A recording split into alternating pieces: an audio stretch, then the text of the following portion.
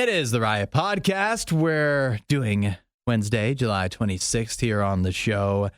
Today in the show, we talked about a brand new amusement park that's being built in Oklahoma. $2 billion price tag. It's called American Heartland Theme Park, I believe, something like that, and resort. Isaiah, what's your favorite theme park? I've only been to that's a good question. How many have I been to? I think I've been to 3, 2, maybe 3. I know Does I've been Disney to Disney World count as one, or is that that's 4? one. That's one. That's one. Disney World. And I went when Cedar I was Point, like, Kings Island. I've been to both. I've been to Cedar Point. I've been to Disney World. I think I've been to another one that wasn't that good when I was little, but I can't remember which one it was. I've been to Hershey Park. You've been to Hershey Park? I've been to Hershey Park, yeah. Hershey Park. It's a strong contender, actually. Hershey Park, pretty nice. Really? You're a fan of Hershey Park? I like Hershey Park. I like Cedar Point. Disney World is its own category, I feel. Depends what you're going for, you know? Yeah. And Disney's just so big. Actually, you know what? I've been to 2 Six Flags as well. Six Flags? So I've been to several. theme Wow. parks. Yeah, look I at think me. I'm a Cedar Point guy myself. Cedar Point has a lot of coasters. Yeah, got some good ones. I used to be a member, a gold member, and so I could go as many times as I wanted. I got this it was their 150th anniversary. You could get a gold membership around. It was around Christmas time. Yeah. So nobody was really buying them then, obviously, because you're not thinking about it. Yeah. At Christmas time, they did a deal for 1 week where you could get it for $100. So if you went twice, that was your money's worth. Paid off. And so I got it. And this was going into COVID, right? And so then it shut down. Yeah. That whole summer, I didn't get to go once. Oh my God. Because everything shut down in March or whatever for COVID. And I had bought it that December. And so, but then they ended up giving me the following year. Oh, and so then I got they should. Then I got to use it and whatnot. And they did open up at the end of the summer in the COVID time or whatever. And they had restrictions, but only gold members were allowed to go. So I got to go and I got my money's worth. And so, but it was awesome. I love Cedar Point. So what's the best? What makes a theme park great to you? What do you enjoy the most? Is it just the coasters? Most people say the coasters. I think the coasters. If you got good coasters, then that's what makes it fun for me. That's why I can't after going to Cedar Point, I'm spoiled now because they've got a lot of good ones. Yeah, most places only have a couple. They've got a bunch of them. Are you more of a big the highest coaster, the fastest coaster, or do you like some people like wooden coasters more? I've ridden both. I like the big fast boys. I like the hot dogs. The ones that launch you as soon as it starts. And I like them fast. It doesn't have to be that big of a drop. My favorite one, I have 2 favorites at Cedar Point. The Maverick, longtime favorite of mine, and they have a newer one called the Valraven. Neither of them are the biggest drop, but they're just smooth and they're fast and they whip you around the corners the right way. And I just love them. I love those ones. The big ones, the Top Thrill Dragster, Millennium Force. Those hot dogs are fun. They go really high and they're scary. But I'm more of a Maverick Valraven kind of boy. Yeah, I don't even know. I love going to theme parks. I always enjoy it, but at the same time, I don't feel that in my heart that I'm really a coaster guy. I always ride them. It's not that I'm too afraid, but it's just I don't feel like I get the enjoyment that other people seem to get from it. You yell? The real coaster heads. In a fun way, not an actually I'm scared, help me way, Do you go hands up? That's an important question. Yeah, I like to do the hands up. See, I go back and forth. Sometimes I get a little bit too nervous. And so I'll go you think hands you're gonna up slide and, right then out? and I'll bring it back down and then I'll put them back up. Yeah. Especially when I'm going over the big hill. You gotta put the hands up. I'll come over the hill, hands up. And then by the time we really start dropping, the hands will go down because I'll get scared. And I'll grab on. And then by the time I'm about halfway down and my heart came back to my chest out of my stomach, then I'll go hands back up again. There you go. There you go. That's one way to do it. Well, I'm we're getting to the end of amusement park season, so I haven't went at all this summer. Have you? No, neither have I. I kept playing with the idea. Has been kicked around many times, but it hasn't worked out yet. So we'll see. We'll see. Maybe there's still time. Maybe I'll take a lady there. Oh. It's always a good date spot. It is a good date spot. If you're not a first date spot, but if you have a girlfriend, that makes for a fun day for both of you. Sure. Because nobody can be mad at each other there. And you're waiting in line a bunch and stuff, and so you can talk and hang out. Get on the coaster. Good food usually. Oh, yeah, and so it's always a grand time. I'm with that. All right. Enjoy your amusement park time if you get that in this summer, and enjoy the podcast. We'll catch you tomorrow. See you guys. Disinformation, mispronunciations, bad impressions. That's Hudson. This is The Riot on Radio U. I think America has enough room in its heart for another massive theme park. People love theme parks. Uh-huh. And some people, like some areas, more spoiled than others. That's right. With their Florida theme parks. loaded with theme parks. California got plenty to boast about. But what other about places, maybe not so much. Yeah, that's right. There's some dead spots. Well, I've got a new theme park, $2 billion price tag on it, that is going to be under construction here. And it's not coming to Florida or California, although it's kind of coming to Disney. And by that, I mean Disney, Oklahoma. Okay, Oklahoma. It'll be about 20 minutes outside of the town of Disney, Oklahoma, which is a real place, in a town called Vinita, Oklahoma. Population about like 5,000. So this is going to be a massive change for that area. It's in Northeast Oklahoma, and they are getting a theme park called the American Heartland Theme Park and Resort. American Heartland Theme Park and Resort. Yeah. We could do better with the name. You think so? I mean, it is the Heartland. I guess they're going to call it American Heartland? Heartland. It's the Heartland, right? I think it's Heartland. Heartland. Because I used to have a bank. Uh-huh. It was called Heartland. Well, maybe it's named after that bank. Which would have been Heartland, not Heartland. It could be. Heartland. It's going to open. It's supposed to open in 2026. They say $2 billion is going to cost, and size-wise, expected to be 125 acres, which is comparable to Disney's Magic Kingdom or Disneyland in California. So not the biggest theme park on its own that you ever heard of, but that should be enough to cover a day, to keep you occupied for a day. And when they say American Heartland, when that's not just a name, it's actually the theme.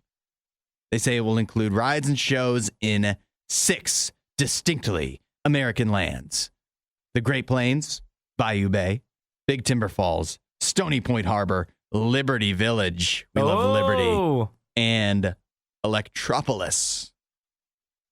Doesn't get more American than that. I mean, that sounds American. That is distinctly American. It's about 2 hours and like 20 minutes away from Oklahoma City. That could be a good vacation destination.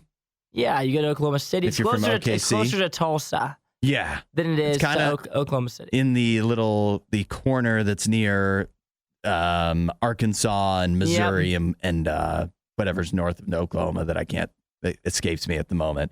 So it looks like when it opens, it could be fun. I'm thinking kind of Dollywood style, you know? Yeah. Kind of feels like it might have that vibe.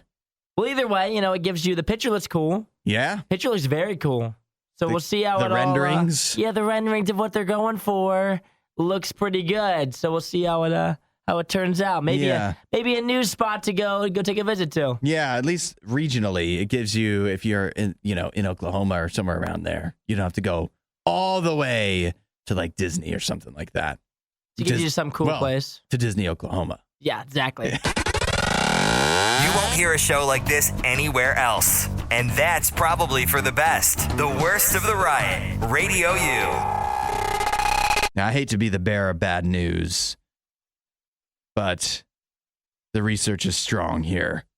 It's time to cut down your soda consumption. It's good, though. It is good. I like pop, but I don't really drink it, but I like it. Well, fortunately for you, you're not a teenager. So that means I'm allowed to drink it? Maybe a little more, because this study here is really focusing on teenagers and soda, and there's a huge correlation, according to this study, that they did across 107 countries in how much soda you drink when you're a teenager, correlating to your obesity. That makes sense. Yeah. No surprises there. They found that for every 10% increase in daily soft drink soda pop consumption, there was a 3.7% increase in the number of overweight and obese adolescents, teenagers. Yeah, pop's like one of the easiest ways to gain weight. Yeah. Because you're just slamming calories when you drink it. Uh-huh. It's like the easiest way to get thickened up. Yeah. It is crazy because for me, couldn't be further from obese when I was a child. And also I drank about as much soda as probably anybody I know. Just slamming the Mountain Dews and Cherry Cokes. Well, some people's bodies work differently. Yeah, I think so. You must have a fast metabolism. If you don't have a fast metabolism and you're slamming Mountain Dews every day, you are so screwed. Yeah, you're doing yourself in there. It's tough, right? Because I feel like my thought is when you're a teenager, anything that you can do that's like fun that you can't do later in life, I kind of want to encourage you to do it. And you definitely don't want to drink a million Cokes once you become an adult. But apparently now you're not supposed to drink. So I don't like being in the position to say, if you're 16, take it easy on the Mountain Dews. I feel like that's the time you should be able to have as many as you want. But then again, apparently not. Apparently, if I'm being responsible, and that's the thing, like how responsible are you supposed to be when you're 16? Yeah, it's a tough thing to say because some people, like me, like I was like a skinny boy. Yeah. So I could have drank unlimited amounts of pop if I wanted to. I've never been a big pop drinker, but now, obviously, I don't drink pop at all. Yeah. Because, yet again, it's not really good for you, just like the calories-wise, if you want to stay thinner. But at the same time, back in the day, I wish I could go back to when I was 17, because then I would just be unloading on Mountain Dew. Yeah. I would be if drinking you knew, so much. You could add even more. I would be drinking so much of it because I would have wanted to enjoy it then. Right. So I guess it's just knowing your body. You got to know your own body. Mm-hmm. And if you can handle drinking it all, then just suck it down. If you can't, then don't. If you're in high school or whatever, and you're thinking like maybe you're considering your weight, I guess one of the top things you can do is just drop the soda, drop the Mountain Dew. They don't even focus here. I wonder, do you know anybody that drank diet soda when you were in school? No, nobody's drinking diet. I can think of like one or two gals that did it.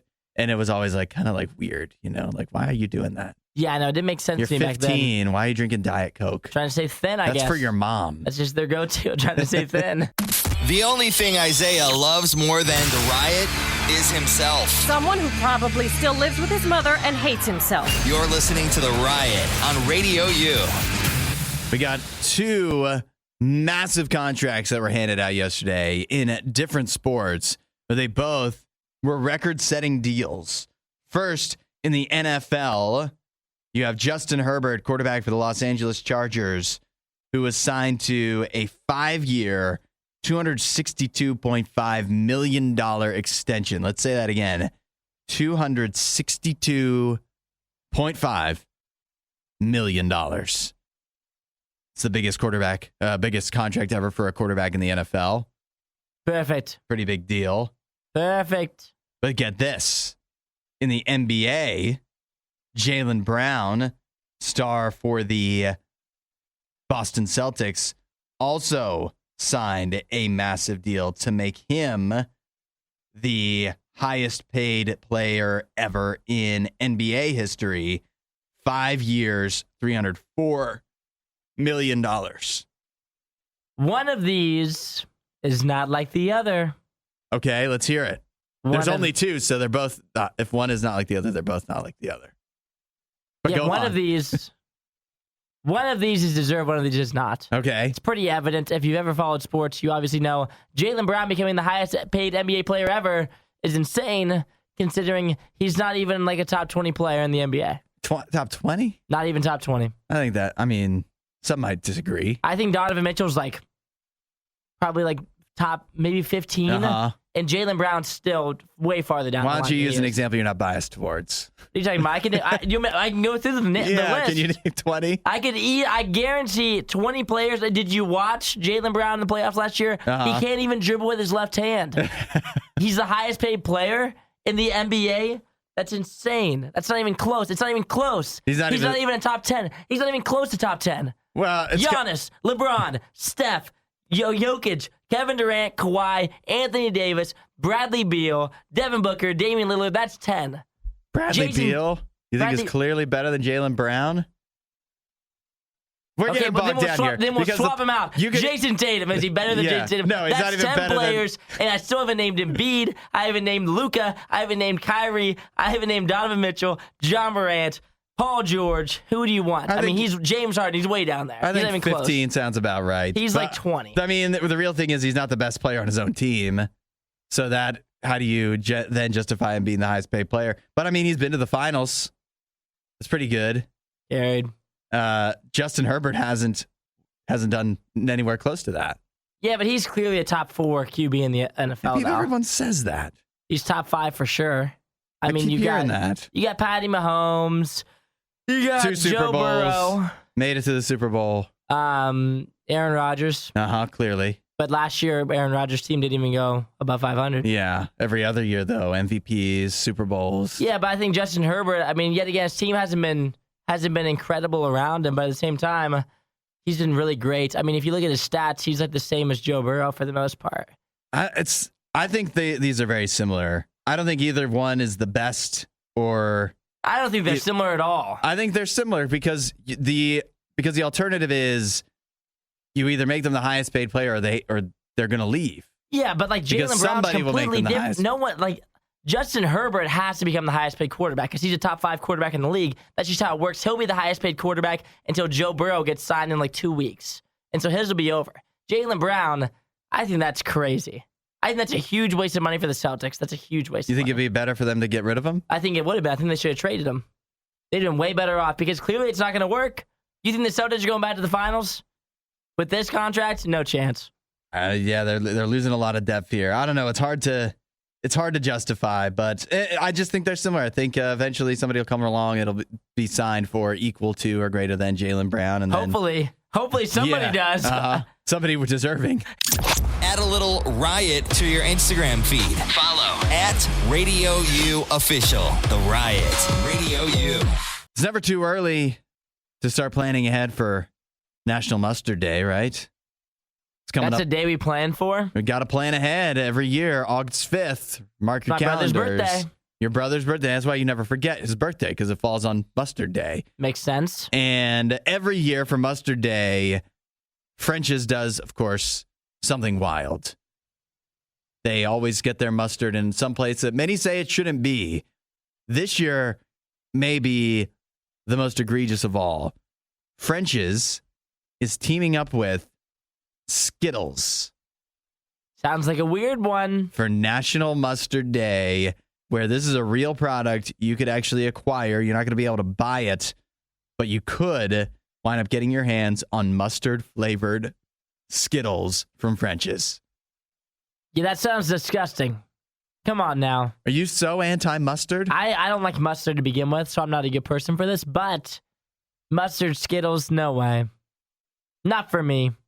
I'm trying to think of creative uses you could use the mustard Skittles for. Because eating them straight up, that might be a little, I mean, you wouldn't just eat a little, if you got a packet of mustard, you wouldn't just squirt that into your mouth. I can't think of many people that would do that, even if they like mustard. That's gross. So I can't imagine you probably do that with mustard flavored Skittles either. But is there kind of different, could there be food items that you would put the mustard Skittles on and they would actually benefit by adding that the mustard touch? I don't think a Skittle is something you can use as a topping, though. Probably not a sandwich. No, you can't put a Skittle on a sandwich. What about what if you did it like a salad? Like some kind of salad? I just think that you're going to choke on the Skittle. You're going to lose it in there. You're going to choke on it. There's other things in salads that could catch you by surprise. You could choke on if you didn't know. Yeah, I just don't want to add like more of that in there. or something. Yeah. You know, you got to be careful when you're eating salad sometime. You might get a little surprise. You put mustard on a salad? There could be some certain salads. Like a nice, some real niche ones. A crispy chicken salad might maybe some mustard might actually go well in there. I'm trying. There's got to be other options, other situations where these mustard Skittles that actually, if we, it seems if you're eating them straight up, you just try one of them. How are you getting your hands on these? All right, here's how you do it. You either have to go to Atlanta, Washington, D.C., or New York City on certain exact days. For Atlanta, it's July 31st. You have to go to the Ponce City Market between 11 a.m. and 3 p.m. That's this coming Monday.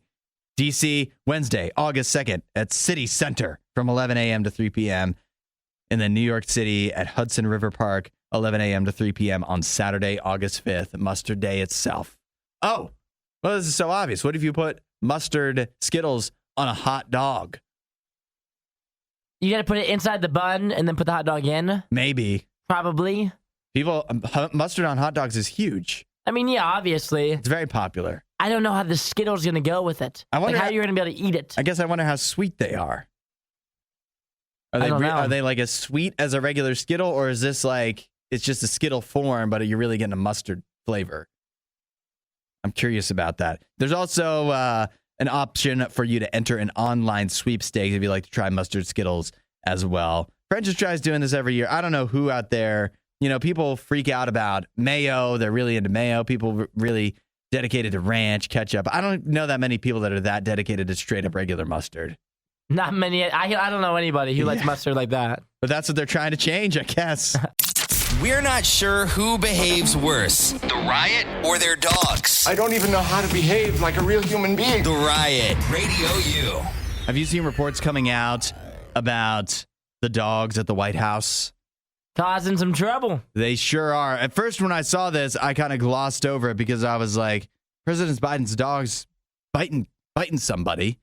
That's old news, isn't it? Like that happened. But this is a new dog and different people that are being bitten. So I think that's the major thing is he already had one dog sent away from the White House, right? Major? Yep. A while back. That was early on in the presidency because Major was apparently acting aggressively, to say the least.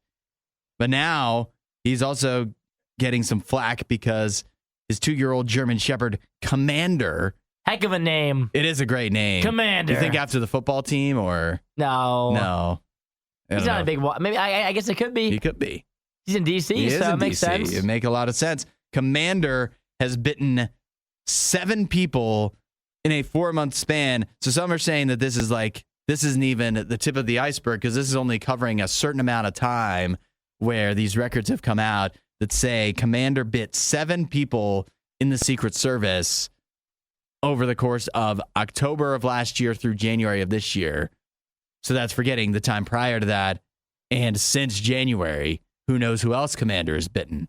That's crazy. 7 in 4 months? What are the odds, right? That's 2 people a month almost. Yeah. And my question is, if my dog Jim bit somebody, like he's getting in trouble, right? If he bit 2 people, then people start wondering, what are you going to do about this dog? Yeah. 7 in 4 months? There's some special treatment going on here. Yeah. Some very special treatment going on. I think, because it's the president's dog. Yeah. So what are you going to tell the president what are you going to recommend? To figure it out. Yeah. I mean, I think our ownership skills here, they say that it's not on the dog. It's on the owner. Yeah, they always say that. So when is Mr. Biden going to start taking some... Careful here. I just wonder... Oh, goodness. They do always say that. I am curious to wonder how much is Joe himself actually involved in the care of the dogs. I can't imagine he's feeding them. You think he's reprimanding? Like when the dog does bite somebody, you think it's actually Joe Biden himself going, hey now. Commander. What would he say? You think he's spanking him? I don't know. Maybe that's the problem. Maybe we need to get a spanking on this dog. Yeah, I don't know. That's what I'm thinking. It is questionable, and it is concerning since there's been multiple dogs now. But. It sounds like maybe President Joe shouldn't have a dog at this point. If this is back-to-back dogs that are biting people. Whether it's him actually really putting in the time or somebody else. Whoever's in charge of the dog. Yeah. This is a bad look. I don't think we're ready for a dog. Maybe we're not ready for a dog. You're not always ready. He's got a lot on his plate. Yeah, running the country at all. And the White House sounds like a stressful place anyway. Mm-hmm. And but you think that the president always wants to have a dog because it seems real American, Yeah. It's probably really good press to have a dog. Oh, it's got to be. Except when your dog's biting people, then all of a sudden it sounds like you aren't ready for a dog. He found the one way to make a dog bad press. That's not a great sign. Add a little riot to your Instagram feed. Follow @RadioU Official. The Riot. RadioU. I've got a new dating term that's causing controversy not just online, but among actual relationship experts. There's no agreement on whether this is a good, proper, or bad, detrimental thing to do. I'll tell you. All right. You're the real relationship expert here. The term is benching. Boom. Sit on the bench. Sit it down. Set someone on the sidelines for a while. The idea is a move where you make people, where you have like a bench of people that could be potential dating partners, but you don't have them actually. You don't settle down and choose one that's actually your committed partner. You kind of have a few different options. We've called this, I think we've discussed this on the show in the past. I think we had our own term for it. I called it Rushmoring. Rushmoring? Yeah. What is this? Rushmore, you have like, because Mount Rushmore, you have like 4 people, 4 heads carved into stone. I'll definitely choose one of these heads, but can I narrow it down to just one? Oh, this is called keeping a roster. Some call it keeping a roster. And here's where the controversy comes in. Some dating experts, for example, Rachel D'Alto, it says it's like you like them, you just don't like them enough to prioritize them, and that is very it's insensitive to the person being benched because they'll likely start to feel like they aren't important to you. They're not important enough for you to put them number one, to prioritize them. Eventually, that might not happen necessarily at first, but sooner or later, they're going to get uncomfortable with that. So that's insensitive to them, right? Yeah. But the opposing argument, one made by dating coach Grace Lee, she says, if you can build a bench, dating more than one person at one time is actually, that's what dating is all about. Mm-hmm. You shouldn't lie or lead somebody on, but until things come to a head where one of those people on your bench demands either your full commitment or they're out, what's the big deal? So where do you stand? I lean more with Grace. You're on the Grace side. I think so. The side of Grace. I am on the side of Grace, which is, but it has to be done the right way. You know, I think as long as you're just open about it. If you're casually dating, then you don't have to just go on dates with one person. If you tell them that up front. Yeah. I've been on dates with girls, and we've literally talked about their dates that happened 2 days prior. If they have a date coming later that week, whatever it is, like we've talked about that openly, and so I don't think it matters. I think it's perfectly fine. Do you think that there's a cutoff where somebody just can't, where you've gone far enough and somebody just can't be on your bench anymore? You either have to, is that like a certain date number? I think it just depends on how much time you spent together, how many times you've hung out, and also like what your guys' like, both of your intentions are, where you have to decide whether we're either going to end things because we're getting too serious and someone's feelings are going to get hurt, or it's just going to be me and you. And I'm going to clear out my bench. I'm going to clear out the roster. Yeah. It's just me and you then. So then you together would decide that. But sometimes people are cool with just continuing along. Sometimes benching to me, it feels risky because it feels like you're almost getting the potential feelings hurt of being in an actual relationship without ever being in an actual relationship. It's just a very casual thing. So it is risky business if you're going to be on somebody's bench. I feel like they should do you have to disclose that early on? Saying that like I'm talking to multiple people? Yeah. I think Is that like a second date thing of like, hey, I know we've seen each other, things are going well, but at the same time, you're not the only person. I don't think it's a second date thing. I think that's like a fourth date thing. Fourth date. Yeah. I think on the second date, you're figuring out if you even like them or not. Like if you got a second date going, maybe by the end of the second date, if you're feeling like really good about it, then you can ask them like, okay, so what? Like just figuring out what their intentions are, I think, is the only thing that really matters. I think it's so. This is so difficult to map out because every single person is going to be different when it comes to this. Yeah, some people are going to just want to date one person, whatever it is, and then just like see if it works out with them, and then go on to the next one. Some people go on dates with like multiple people at a time and figure out who they like. It just kind of depends. As long as you're honest, it doesn't matter. Time. Yeah. Not on the same date though. Not usually. Find more Riot content online. Riot.radiou.com. Would you rather, for Would You Rather Wednesday, the question is, would you rather lead a line dance at a wedding or have to give a toast at a wedding that you didn't know you had to give. Be fully unprepared and just make it up on the spot. People are texting in. Kim says, I'll give a toast even if I'm not prepared. I like it. Okay. Philip says, I'll lead the YMCA. YMCA. At a wedding? You think that's a good way? I guess it gets people up and moving. There's some weird things people do at weddings. That's for sure. Jonathan says he'll filibuster. Filling time, baby. Which does sound like that'd be a fun dance, but he means like speech. Yeah. Let's see. Jessica says, give a toast because I'm usually quick with words, but I have 2 left feet, so there's no real option but the toast. By default, because she's a bad dancer, she's got to give a toast. Got it. Regina, I was going to say toast, but I do actually like to do a good job. So she thinks she wouldn't be able to do a good job ad-libbing. And so instead, I'm going with a line dance. It just needs to be one I know. That throws a real monkey wrench. There's, even when you listed off the line dances a moment ago, there's a bunch I've never heard of. So I sure don't know how to do them. And so that would make it real difficult to lead. Yeah, it depends how familiar the crowd is, too. Because if you're leading something that you don't know, I guess you got to be prepared for the line dance. You think so? Yeah. I mean, you have to have some familiarity with it. Yeah, there's no way that we're going to ask you to do a random line dance. You'd never know what to do.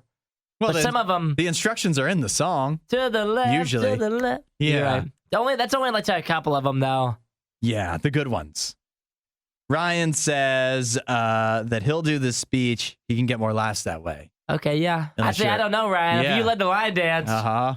There wouldn't be laughs for you. Yeah, who knows? They might be laughing at you and not with you. Uh-huh. And Dee says she's been a teacher, so ad-libbing, making stuff up would be no issue for her, and so she'll take the toast. Everyone thinks they can do the speech. I think it's pretty incredible. We had a lot of confident people here. I'm surprised by that. What is your choice for Would You Rather Wednesday? See, I just gave a speech on Saturday, best man speech. Many people said greatest they've ever heard. Right. But you agonized over that.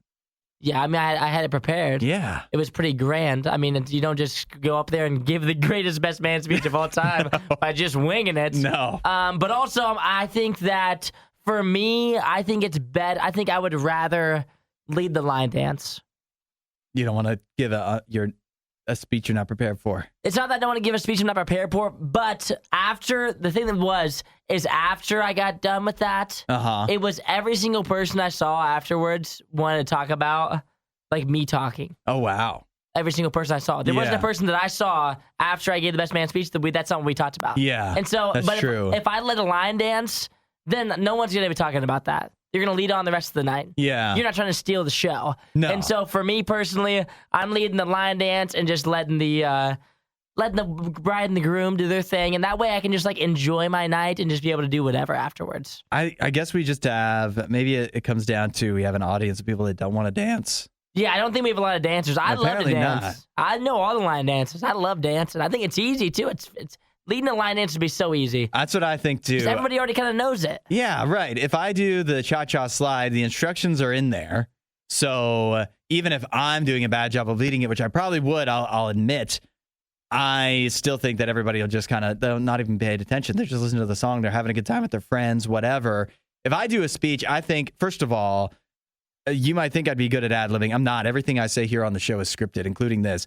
And secondly, if you have to ad-lib, I think either you're going to like try to throw in jokes that are going to fall flat because you're just making them up, or you're going to drone on not knowing how long you're taking, and people are going to get bored of you. And it's just going to, like, there's a much bigger risk of doing an unprepared speech. Way bigger risk, and neither have a high reward. I mean, I think that if you lead the line dance in a crappy way, 15 minutes from now, no one's going to be talking about that. But if you give the worst speech of all time, people are going to be talking about that for a while. Yeah, that's right. Some people, that might be the only time they ever see you. There's people in that room that don't know you, and you know how they're going to remember you? They're going to remember you as the guy that gave the worst speech ever. Actually, that actually happened, not to me, but the person that gave the other speech at the wedding I spoke at, and that was a topic of conversation.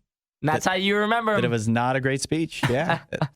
The only thing Isaiah loves more than the riot is himself. Someone who probably still lives with his mother and hates himself. You're listening to The Riot on Radio U.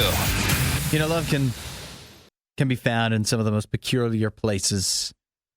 For example, love could even be found at a robbery. It can all start to bloom when somebody steals something from you. That's what happened to this couple in Brazil. A woman had her phone stolen by the man she now calls her boyfriend.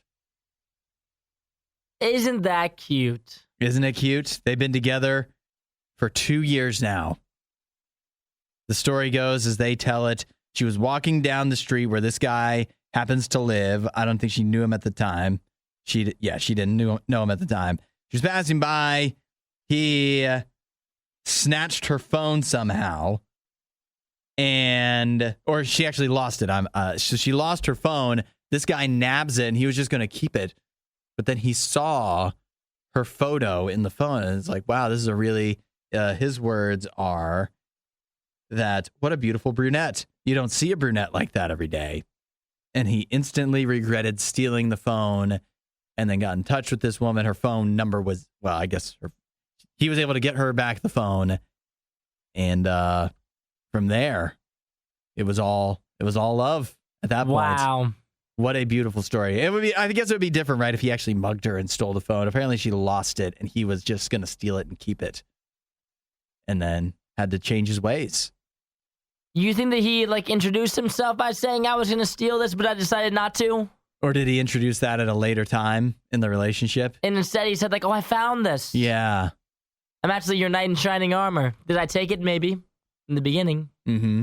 But I had a change of heart. But what were my intentions? When I saw your lock screen, saw your beautiful face, I was I have to give this back to this woman. If you were ugly, I would have just kept this. I would have factory reset this thing in 30 seconds. Thrown it on eBay or something like that. This would have been a $700 swing for me. Yeah. Instead, I saw your lock screen. You looked cute.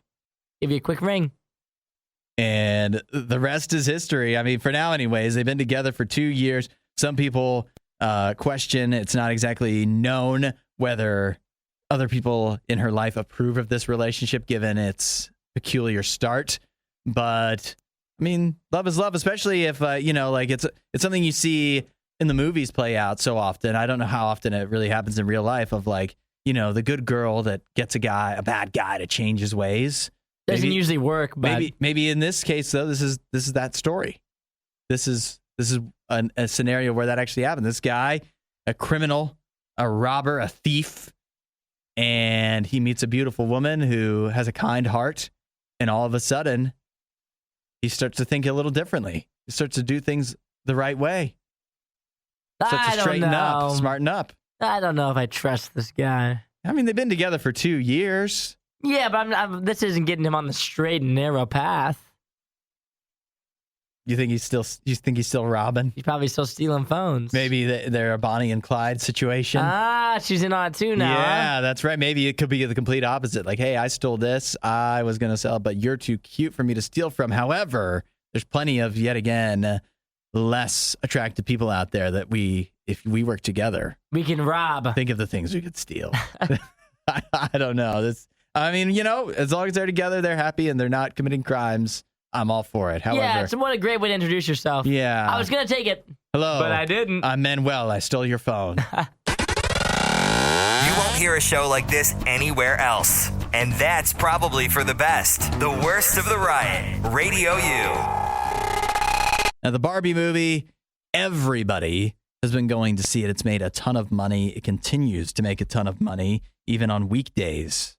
It made a lot of money. So when you have a movie like this, you're going to have kids involved, kids going to see it, which people have been debating whether that's appropriate. It's a highly debatable topic. Well, I have one woman here in Brazil that took her child to see Barbie, and it led to a whole lot of issues. What happened? Now, she evidently brought her child along with her to watch the Barbie movie, and at some point or another, the child lost interest. As children do. How old is this child? Do we have an age? I don't think we have an age. Okay, no age. But the child lost interest, and I can understand that. I saw Barbie. I feel like it's not a cartoon. It is colorful, but I can see, especially for younger children, some people might think, it's probably appropriate, maybe, but it's still not going to keep their interest. It's still like real people just talking a lot, Yeah. dancing a little bit.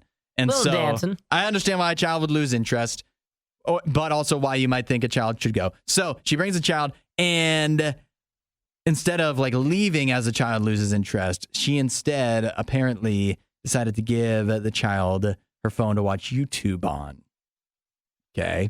Okay. Now, here's where things get wild. So the movie ends. You can see this video. The end credits are rolling. And somebody had confronted this mom about letting the child watch YouTube while they're trying to enjoy the movie. And it comes to the point where these two moms, appropriately dressed in pink, are screaming at each other, getting real animated. There's even people in between giving the old, simmer down, but it's not enough. And one of the moms gives a 2-hand shove to the other woman, forcing her to kind of tumble back into the theater seats. This isn't just a 2-handed shove. This is a 2-piece to the face. Yeah. I mean, we're talking about, she didn't just push her in the chest. It was 2 hands directly to the chin. Right in the kisser.